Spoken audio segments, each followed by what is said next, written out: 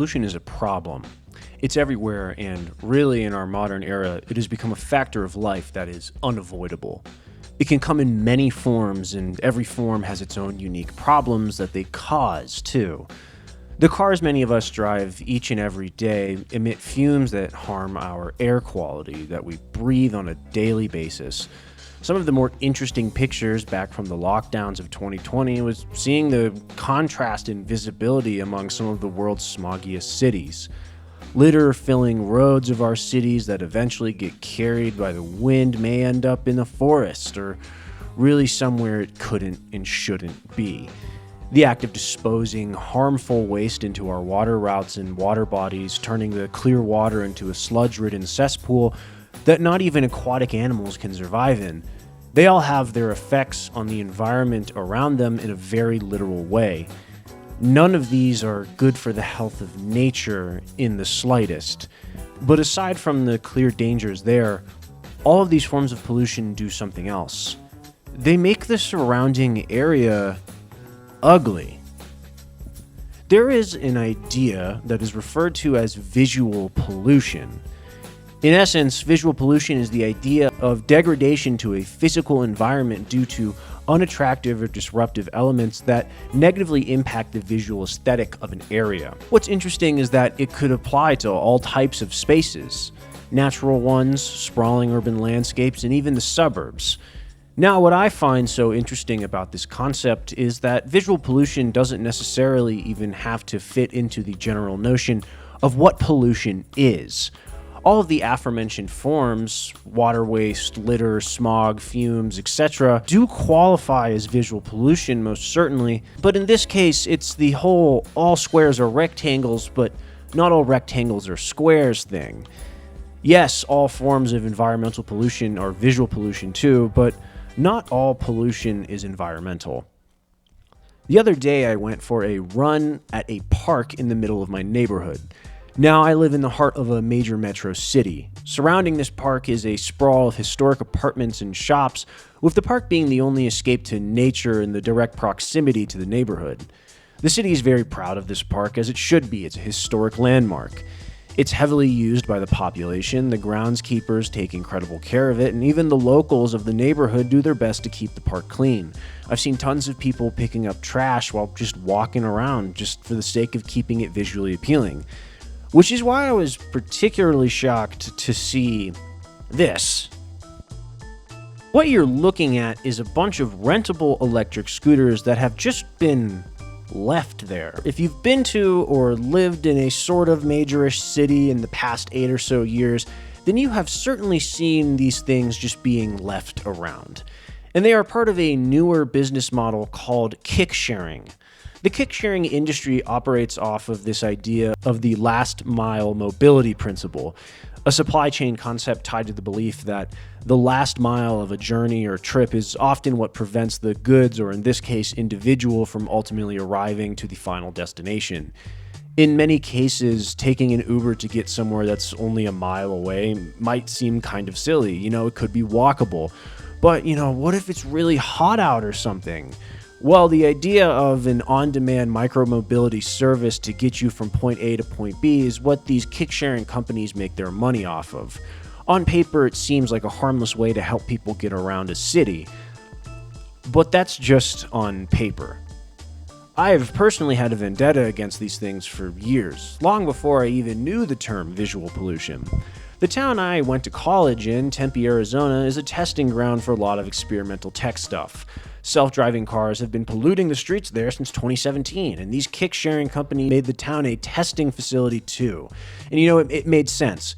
Tempe was a pretty sprawling zone, and college kids are lazy, a lot of them don't have cars, most of them drink a lot, and they're all pretty broke, and they all need to get around the town. So, naturally, the kick-sharing companies descended upon Tempe, Arizona like a plague. These things were everywhere, and it wasn't just one company. There was a handful of them: Bird, Lime, Razor, and my favorite, Ofo. I have very fond memories of putting Ofo bikes in trees with my friends, but in hindsight, we were certainly becoming part of the visual pollution problem. As I mentioned before, the idea of a rentable micromobility device is great on paper, but in the real world, there was problems. They had a lot of issues with people hurting themselves while riding them. These were a very fun way to get home from bars, most certainly, but, being hammered on an electric scooter that goes 30 miles per hour, that's not the safest thing. There was a theft issue too, but most prominently is the visual pollution issue. Just like how I showed the picture from the park, these companies tend to drop a bunch of scooters in a high foot volume hub all at once. There were probably about 40 or 50 scooters in that picture I took, but as I walked around the park, there were 2 other large batches around the perimeter as well. And that's just the specific park. If you walked around the city I live in, you'll find large clumps of these scooters all over the place and everywhere. You'll find them in the middle of a sidewalk. You'll find them in front of the door to a 7-Eleven. You'll find them thrown into a river. You'll find them on the side of the road. You'll find them everywhere. In a city like Denver, Colorado, for example, the scooter company they use has deployed over 9,000 scooters in the major metro zone alone, and that's just one company. Now, cities have become aware of the problem too. In certain places like New York, you'll find stations that the company was forced to pay for that act as a sort of hub to access and park the kick-sharing devices in a mean to combat this issue. Along with this, many cities have also limited contracts to just 1 or 2 companies at most, and it's certainly an honest effort to limit the visual pollution caused by these devices, but it still doesn't negate the inherent problem. Most of the scooters end up being quote-unquote illegally parked by its users who end up paying a little fine for doing so. And that's how the companies can get away with dumping these things into the streets. They have their specific zones where they're supposed to drop them according to the city, and they tell their users to leave them there too, but of course, this isn't going to work. So to avoid any sort of legal issues, since they are essentially littering 9,000 scooters around a city, the blame is shifted to the user. But this blame shouldn't be entirely placed upon them. The way these companies operate their workforce is very similar to Uber or Amazon. It's a gig economy. You rarely see a van that has the same branding as the scooter dropping them off.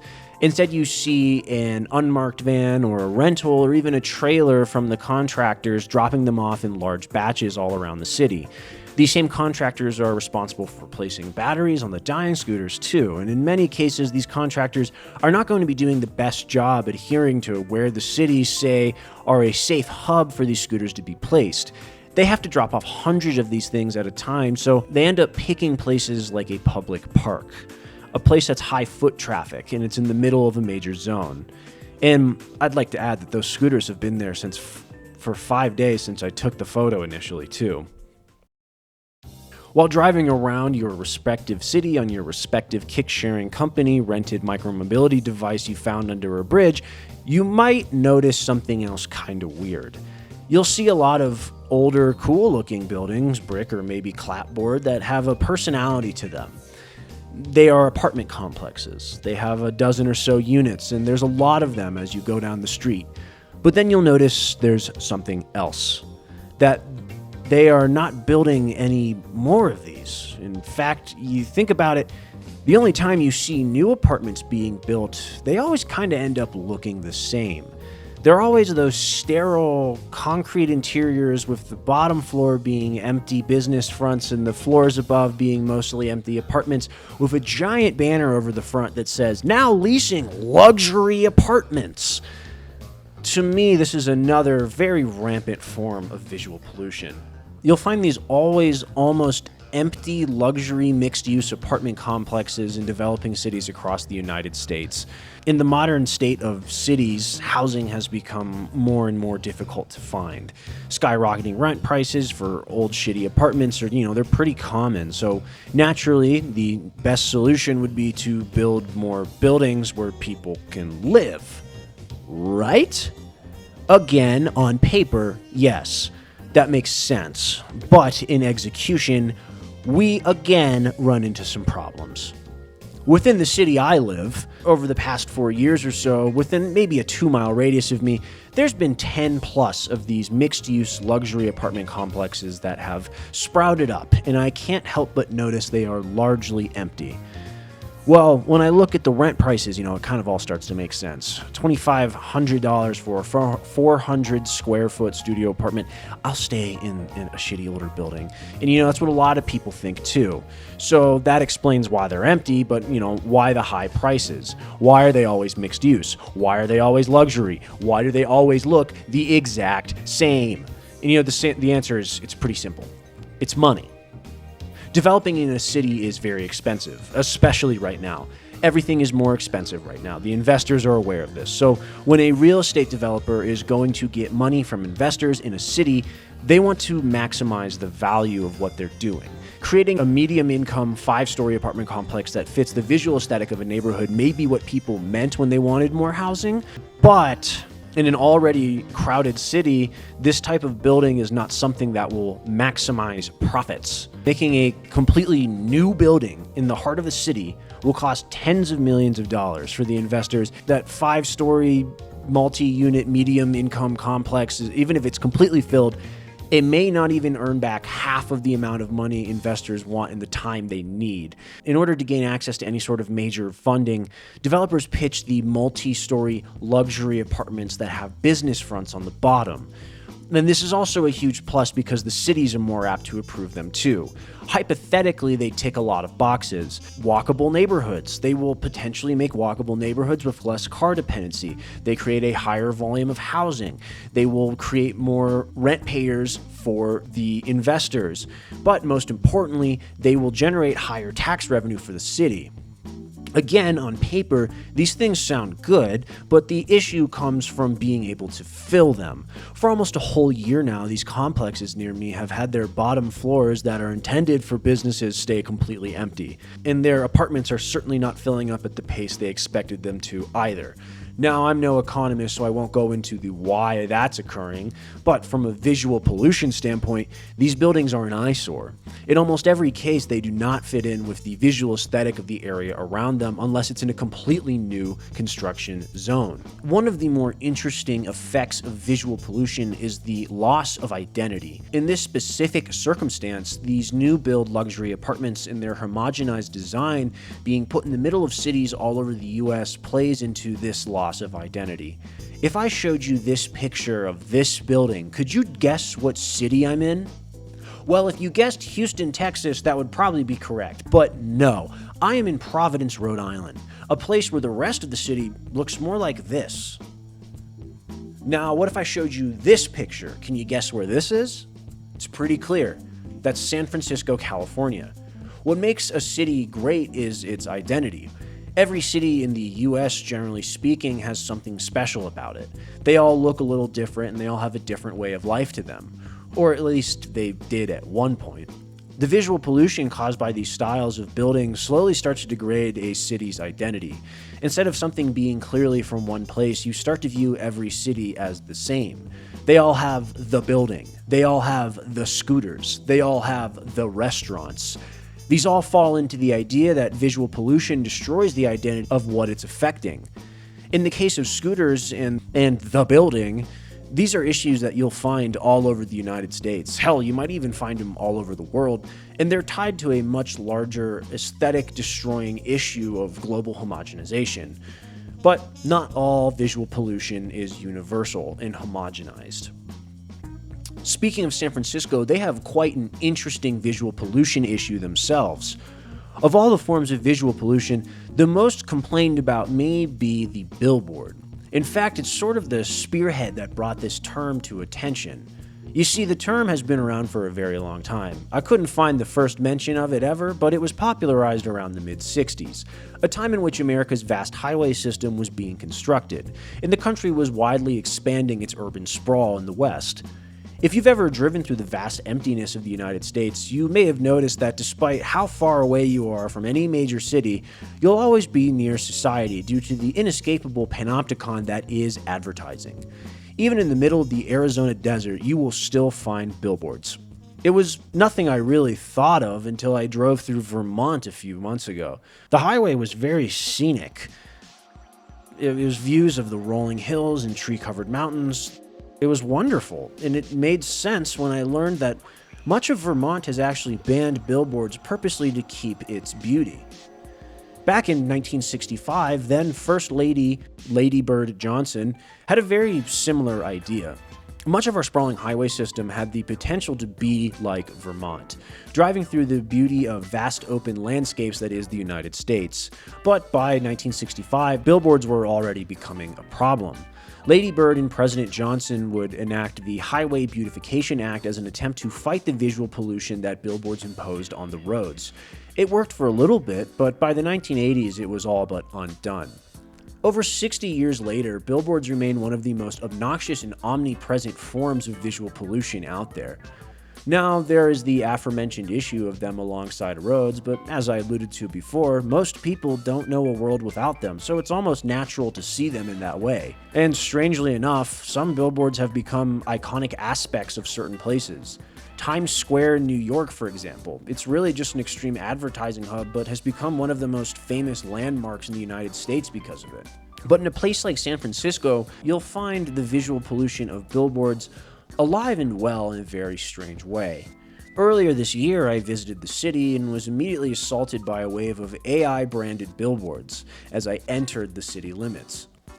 To me, San Francisco might be one of, if not the most visually impressive and striking cities in the entire United States.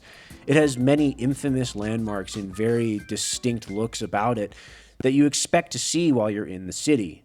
Now, of course, it was still all there, but so were 100 bajillion AI billboards in all of their glory. What's so interesting about the billboards, too, is how vague they are.